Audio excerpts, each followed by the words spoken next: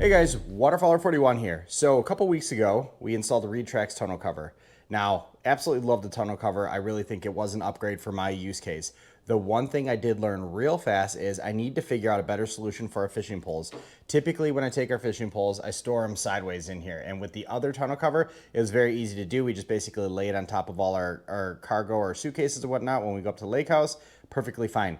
But with the RealTrucks, we got this big canister here, so we only have this space here. And when I have the whole truck bed filled with our luggage and everything, you all of a sudden lose the ability to tuck your fishing pole that way. So what we're gonna be doing today, let's set this aside so I don't hook myself. What we're gonna be doing today is installing some Rhino-Rack crossbars as well as fishing rod holders. Now, the reason we're able to install some crossbars, and these are low profile, is because the tonneau cover itself doesn't need to pop up or fold up like most of the roll-up tonneau covers need to, or the trifolds. Because it slides in, we have the ability to run a low profile rack here. So this is the Rhino-Rack Vortex, I believe. It is a low profile, quick disconnect rack system that will allow us to run their ski/fishing rod carrier holder on the bars. So installation is pretty simple. Couple things that I really want to highlight on this before we get into it.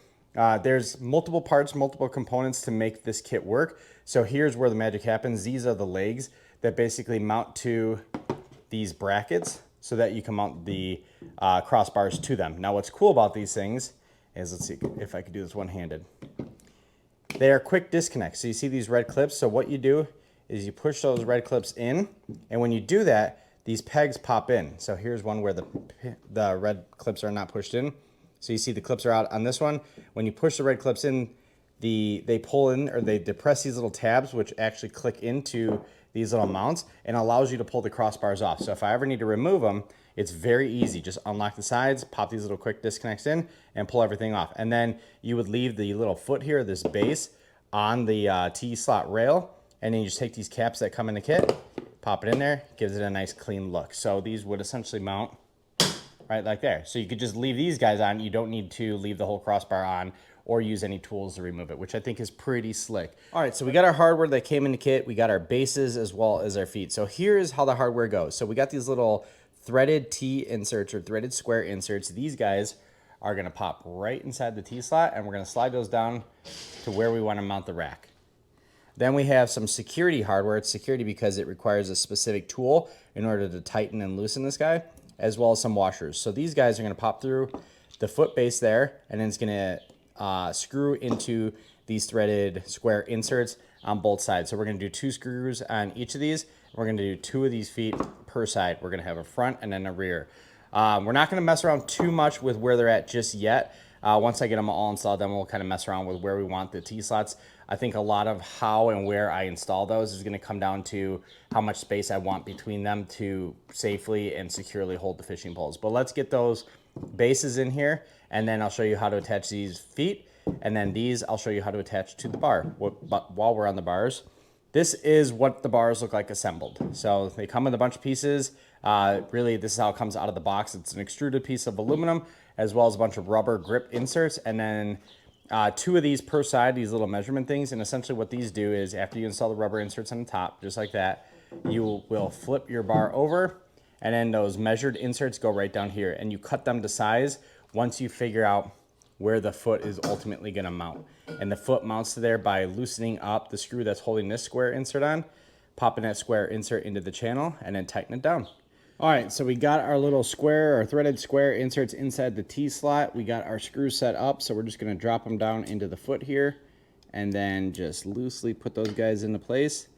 Now the security tool does come in the kit, so that makes life a lot easier. But it's basically just a hex head with a hole in it. So we got these guys on. I'm gonna leave them loose, like I said, because I don't know exactly where I want these, but it's pretty easy to slide around in the rail. I might put them kind of level with the edge of the tonneau cover here, but let's go ahead and get the other 4 installed, and then we can put the legs on here, crossbars on those, and then we can get the fishing rod mount onto the rails and call this one a day. All right, now that we got all of the little bottom brackets in, the next thing we want to do is find those little rubber inserts in the kit, and those will go in the hole that you do not use underneath. And the reason you use these guys is this prohibits, or this eliminates any sort of rattling between the foot and the base. So it's kind of like an insulator here. So they just kind of lay right into the little holes here. And again, we're using the 2 outside holes, so the front and the rear of these little feet, depending on your application. So if you were installing this rack on, let's say, a rooftop, they say to actually use the 2 front screws on the front mount. That way you're making sure that it's loaded properly. But now that we got those inserts in here, now what we could do is grab our key and remove the end plate to all of these little legs here. And the reason we need to do that is because we can't do that one hand. Okay, so the reason we needed to remove all these is A, we want to make sure that we pop all these guys in so that they could ultimately be installed inside here without issue.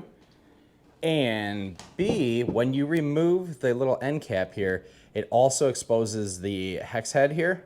And what we need to do is remove this screw so that we can get this little square out, because this square is what's going to actually slide into the bottom of the crossbars and allow us to attach these feet to the crossbar. Okay, little tip when you're installing these little legs here, the easiest thing to do is to just basically back that screw off until the square is flush in there. You can leave it still attached. And then the other thing is find those little blue key things, and those are what removes the end caps here. So once we get it unlocked like that, we can pull the end cap off. Then all you got to do is just kind of slide the guy on there and it's good to go. And then we can tighten it down. And since it's aluminum and plastic, it'll slide a little bit until we fully tighten everything down. So it'll give us plenty of room to make adjustments. All right, so we got our rails ready to go and basically ready to drop into those little mounts on the T-slot rails. So I went ahead and put the grip stuff on the top end of both of the rails. We have our legs on there. I did not cut any of those little measurement strips yet. Those I'll save till the end because we're gonna need to move these guys in order to make them fit. Before we go and install these on the truck, make sure you have the feet all popped in. So these red clips need to be pushed all the way into the middle so the clips are recessed completely. Now all we're gonna do is just take our rail, lay it across here, attach it to there, measure both sides, make sure that the crossbar is centered, and then figure out where we want those. And once we figure out where we want those, we can pull it off, tighten these guys down, and then tighten down these screws, and then we're good. Then the crossbars are installed. So let's go ahead and get those on, and maybe this is a good time for a montage.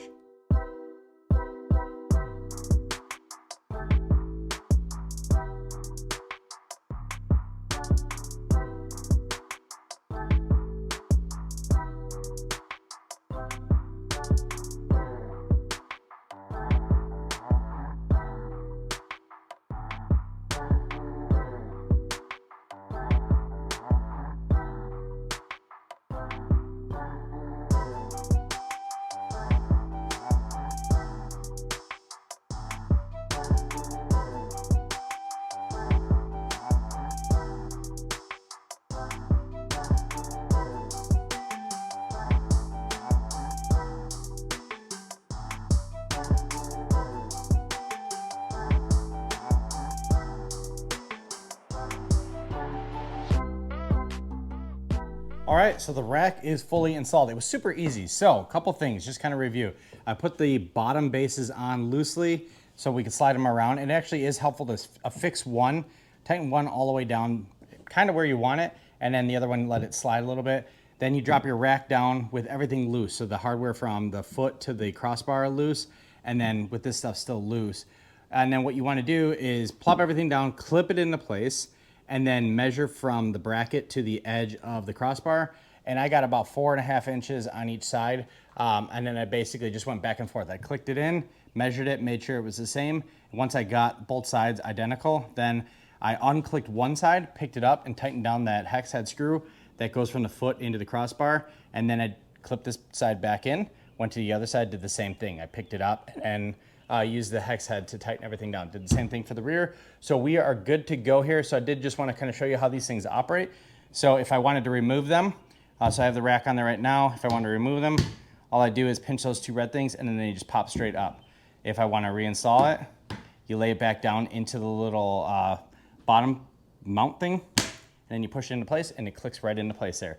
So crossbars are installed. We're good to go on that part. Let's get everything out of the box for the fishing rod holders and figure out how to install those guys. Right, so now we got our fishing rod holders out of the box. Really all I had to do to get everything set up was just to adjust these guys, and on the inside of the brackets, it's grab our hex head. This tool comes in the kit, and you have these little screws here. You just go ahead and tighten those down. These are kind of locked in place, so they want you want to make sure that they're perpendicular to the rack itself. So once you get these guys tightened down, there's one on each side. Then you can go ahead and close it. And then the other fun part is figuring out where we're going to put these guys. So these just clamp right to the crossbar.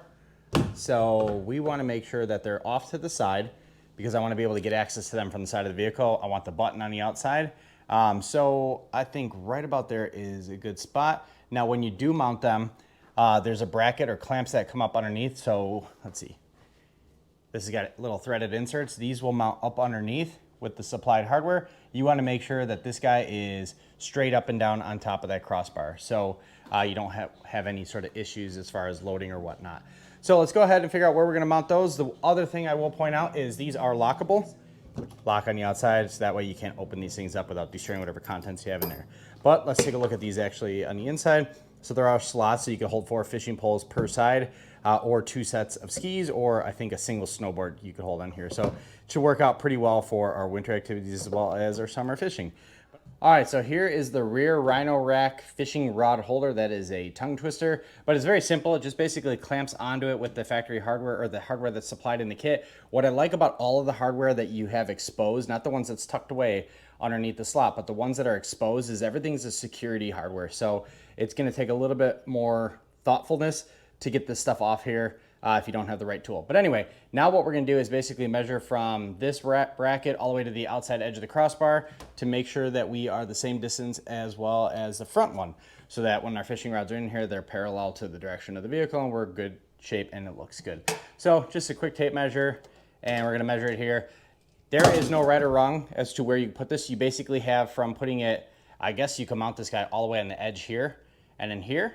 But with the retracts, you got to make sure that you leave room for the handle. So that's why mine's offset in. The handle is going to pop through here.